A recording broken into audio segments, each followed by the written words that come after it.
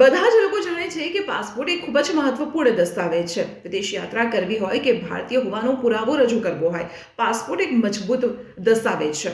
ત્યારે સરકાર દ્વારા દેશમાં હવે ઈ પાસપોર્ટ સિસ્ટમ લાગુ કરવામાં આવી છે, એટલે કે ભારત સરકારે પાસપોર્ટ સેવા પ્રોગ્રામ V2.0 લાગુ કરી દીધું છે અને તે અંતર્ગત હવે તમામ જે પાસપોર્ટ ધારકો છે તેમને ઈ પાસપોર્ટ આપવામાં આવશે.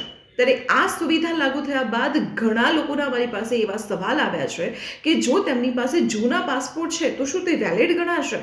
તો ચાલો તમારી આ મૂંઝવણનો હું ઉકેલ લાવી દઉં. તો સરકાર દ્વારા જે નવી સિસ્ટમ લાગુ કરવામાં આવી છે તેમાં જે નવા અરજીદાતાઓ છે કે પછી રિન્યુઅલ માટે જે અપ્લાય કરે છે તેમને હવેથી નવા ઈ પાસપોર્ટ આપવામાં આવશે.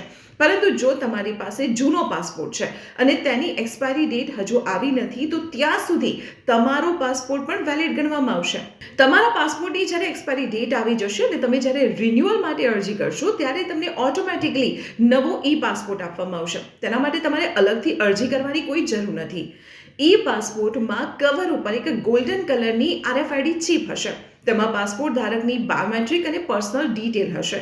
હવે આપને સવાલ થતો હશે કે સરકારે આ નવી સિસ્ટમ આખરે લાગુ શા માટે કરી છે? તો પાસપોર્ટની સુરક્ષાને સુનિશ્ચિત કરવા અને સાથે સાથે જે ઇમિગ્રેશન પ્રોસેસ છે તેને ઝડપી બનાવવા માટે સરકાર દ્વારા આ ઈ પાસપોર્ટ સેવા લાગુ કરવામાં આવી છે. તો આવી જ મહત્વપૂર્ણ ઇન્ફોર્મેશન માટે આપ જોડાયેલા રહો સંદેશ ડિજિટલ સાથે.